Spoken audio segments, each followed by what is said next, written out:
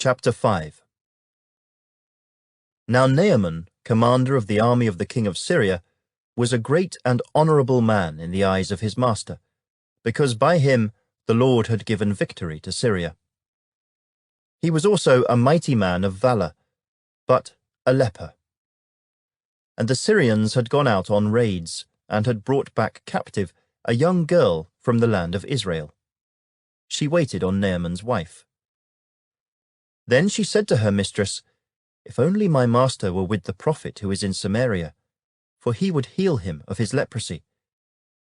And Naaman went in and told his master, saying, "Thus and thus said the girl who is from the land of Israel." Then the king of Syria said, "Go now, and I will send a letter to the king of Israel." So he departed, and took with him 10 talents of silver, 6,000 shekels of gold, and 10 changes of clothing. Then he brought the letter to the king of Israel, which said, "Now be advised, when this letter comes to you, that I have sent Naaman my servant to you, that you may heal him of his leprosy." And it happened, when the king of Israel read the letter, that he tore his clothes and said, "Am I God, to kill and make alive, that this man sends a man to me to heal him of his leprosy? Therefore please consider, and see how he seeks a quarrel with me." So it was, when Elisha the man of God heard that the king of Israel had torn his clothes, that he sent to the king, saying, "Why have you torn your clothes? Please let him come to me, and he shall know that there is a prophet in Israel." Then Naaman went with his horses and chariot, and he stood at the door of Elisha's house.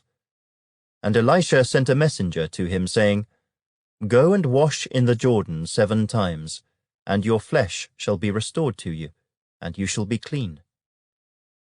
But Naaman became furious, and went away and said, "Indeed, I said to myself, he will surely come out to me, and stand and call on the name of the Lord his God, and wave his hand over the place, and heal the leprosy.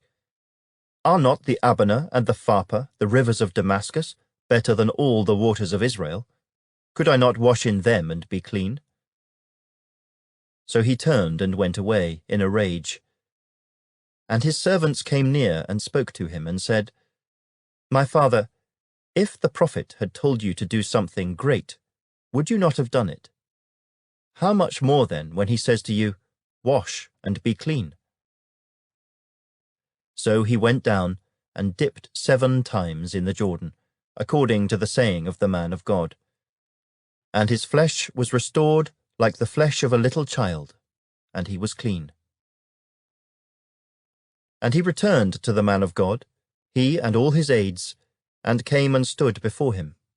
And he said, "Indeed, now I know that there is no God in all the earth except in Israel.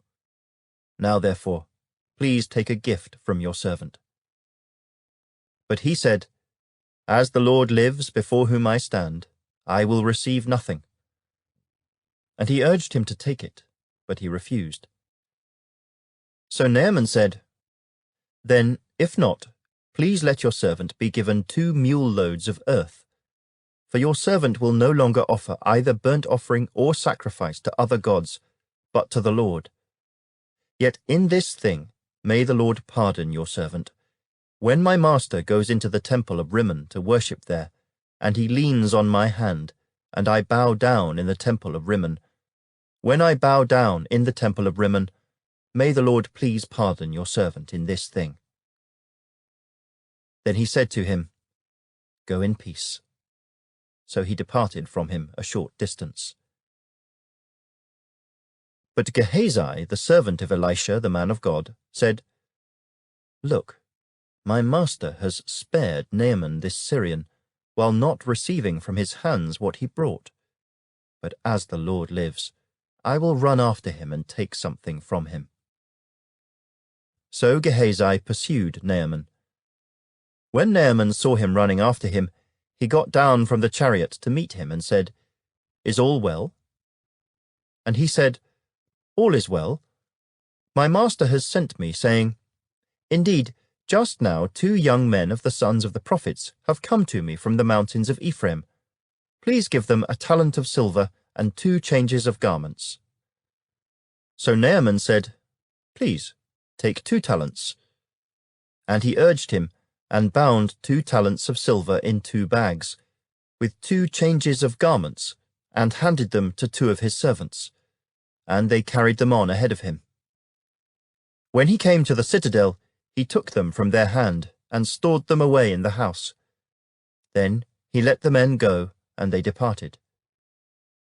Now he went in and stood before his master. Elisha said to him, Where did you go, Gehazi? And he said, Your servant did not go anywhere. Then he said to him, Did not my heart go with you when the man turned back from his chariot to meet you? Is it time to receive money and to receive clothing, olive groves and vineyards, sheep and oxen, male and female servants? Therefore the leprosy of Naaman shall cling to you and your descendants forever. And he went out from his presence leprous, as white as snow.